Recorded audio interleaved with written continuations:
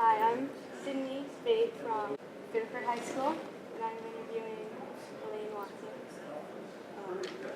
So nice to meet you. Nice to meet you I'm too. happy to be here back at Biddeford High School. I have just a few questions for you. Okay.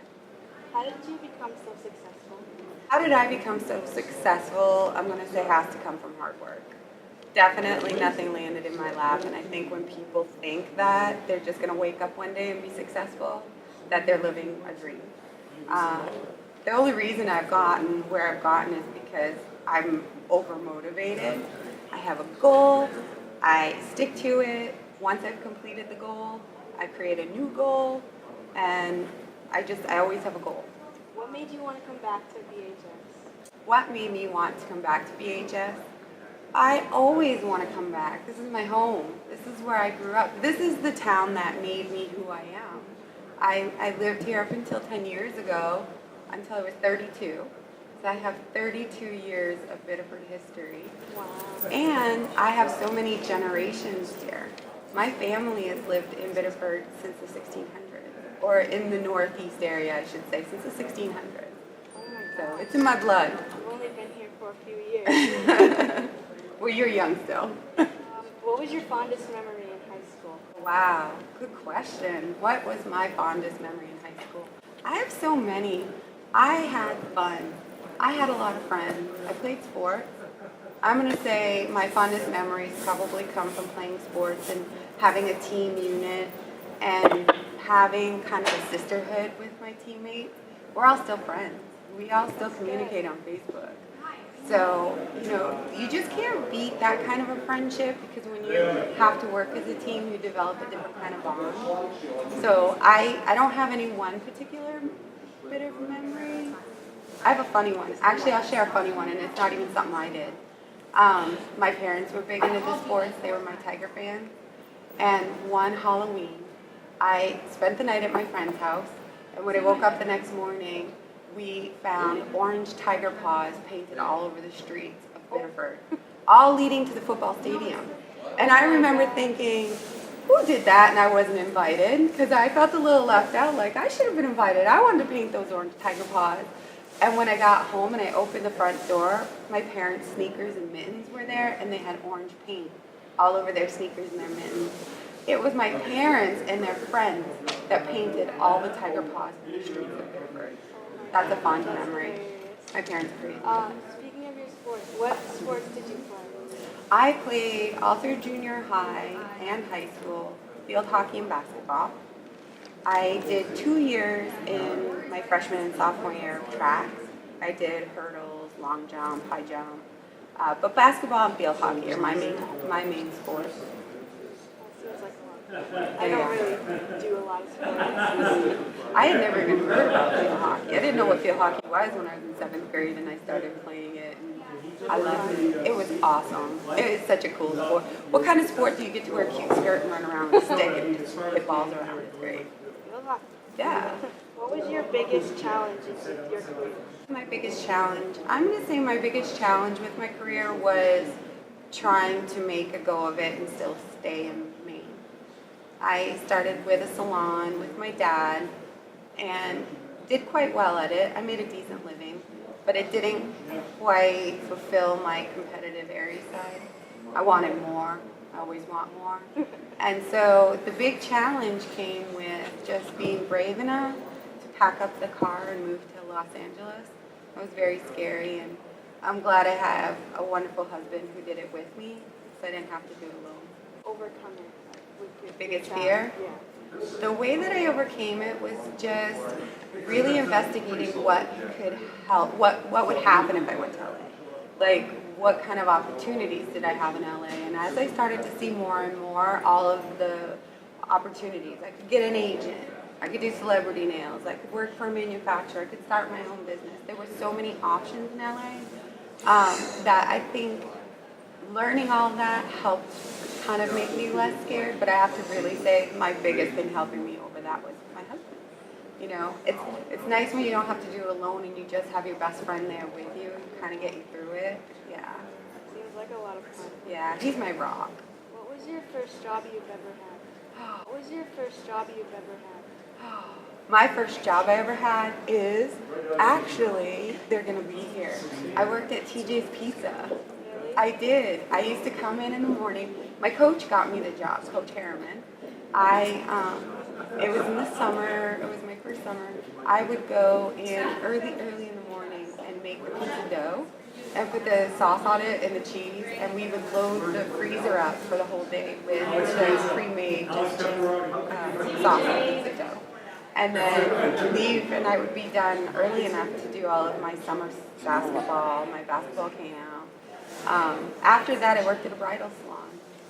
One of my basketball friends' mom owned Reflections, which is a prom dress bridal salon. I did that. Do you like that one better than I loved it way better.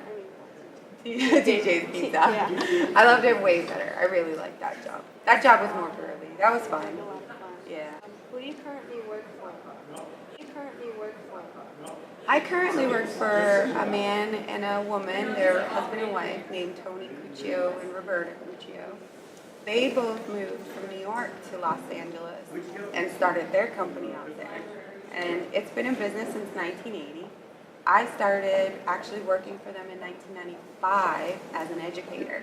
I would teach how to use their products here in the Northeast, and I would teach nail technicians how to use their products.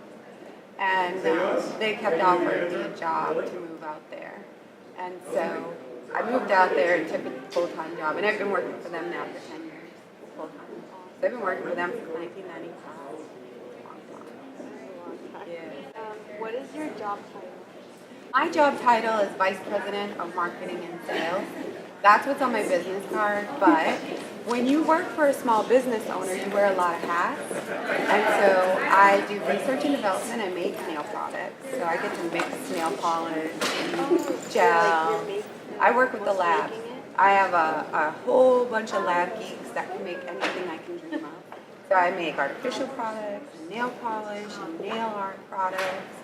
I teach it. That's why I travel internationally, and I work for my customers that sell my products all over the world. So I wear a lot of hats, but that's my title. Wait, why do you wear hats? When we say that in the business, like when you work for a company where you have a title but you do many things, we call it wearing a different hat. Oh.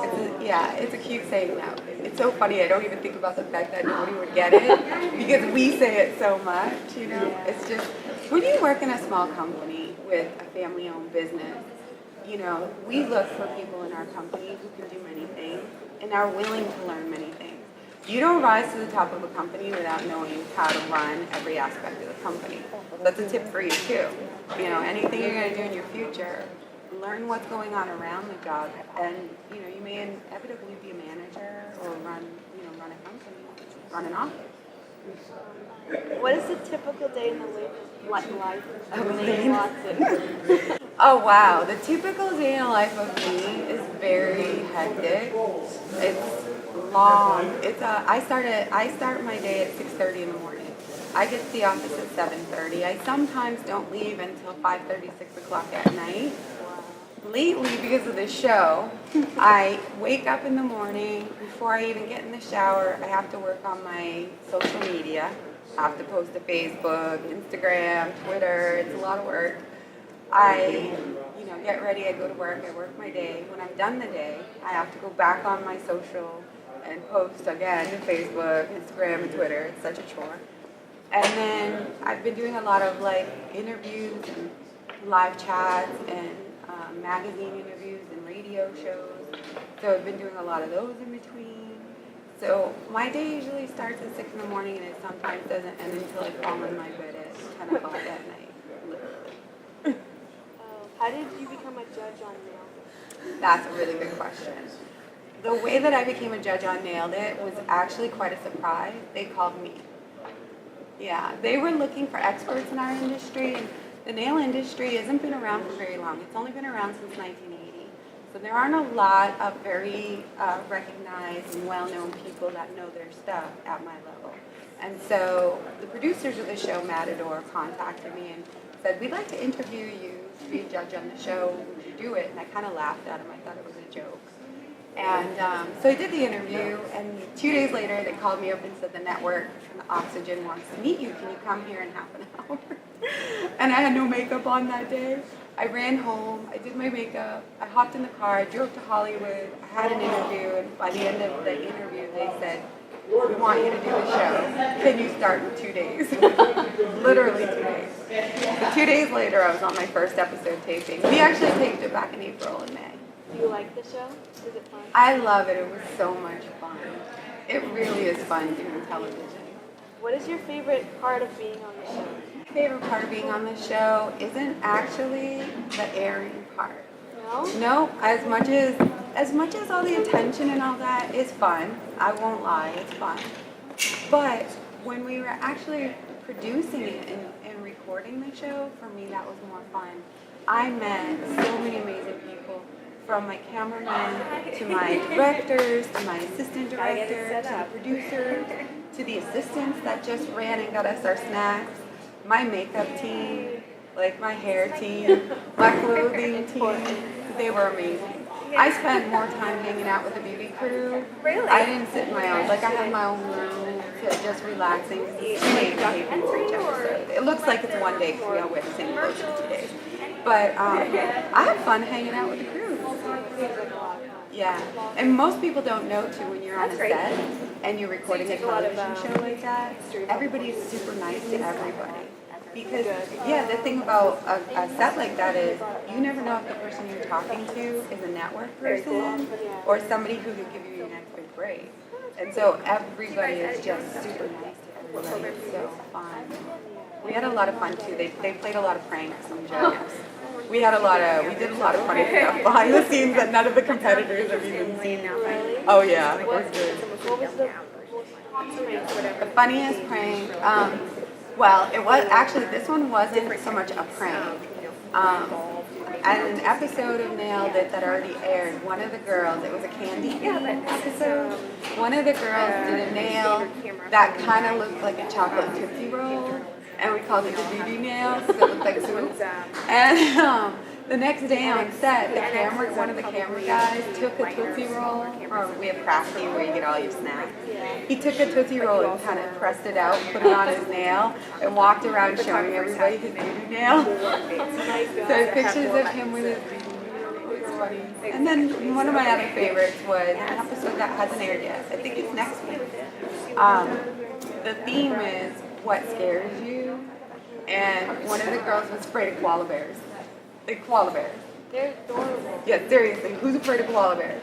So we walked around behind the scenes, and she doesn't know this, because we thought it was so funny. We would pull up a cute fuzzy koala bear picture on the phone, and then we would all take selfies with the phone going, like scared, like, ah, and it's this cute little fuzzy koala bear in the picture. I have pictures I'll show you on my phone. What is the most difficult part of being a judge? What's the most difficult part of being a judge? The most difficult part of being a judge is giving negative comments. It's not my style. I want to lift people up. I want to make people feel like confident, and I want to give them the desire to continue on and you know, enhance their art and continue doing it. And I don't like to typically tell people, you know, the negatives. If you came up to me and said, listen, I want to be a better person at what I'm doing, will you critique what I've done? Then I will. And then I'll give her advice on how to do it better. But to just sit on a stage and say, you know, it doesn't work for me, it was really hard at first. It took a couple of episodes to get used to it. And then also announcing my music. That's the microphone here. So I even had a line that we talk about some of the closing comments. Like everything we say is us. But at the very end, we just give a quick little recap after the commercial before we say who wins and who loses. And they want us to use creative lines. Like, your chocolate nail was just horrible, but your blah blah blah was good. And it was this past episode Tuesday. They wanted me, because we sent 2 people home. Normally we take 2 people on. We only advanced 1 person in last week's episode. I don't know. My daughter has diabetes and they wanted her to sign up for the And I was the one in recording who gave her the byline. And they asked me to say, I'm sorry, but neither of you deserve to go on. And for me, the word error is just a different meaning. And after we recorded it, as soon as we cut, I said, listen, I want to reshoot that. I don't feel Yes. comfortable saying you don't deserve it because they made it here. They deserve it. Yeah. And my co-judges on the episode, Diamond, who's a hip hop artist, Yeah, and she Dan, had- both said, "You did a great job. It Like doesn't 1 or sound 2 o'clock in good. the afternoon. It's if you okay. had drive Be it. okay with it." I think the producers knew it bothered me because they cut the line. I think I would feel like that. Yeah, I like that they edited it. I'm not on it. That line's gone. If they showed the line Adrian gave after I gave it, saying, "I'm sorry, neither of you have made it," or whatever. And I was so relieved Tuesday night when I saw it. I don't like being a jerk. Me either. No. It was nice to interview you. Thank you so much. This was fun. It was so nice to meet you. Okay, we lost our camera people, so we can break it. Gotta be the funnest interview I've done. Yeah.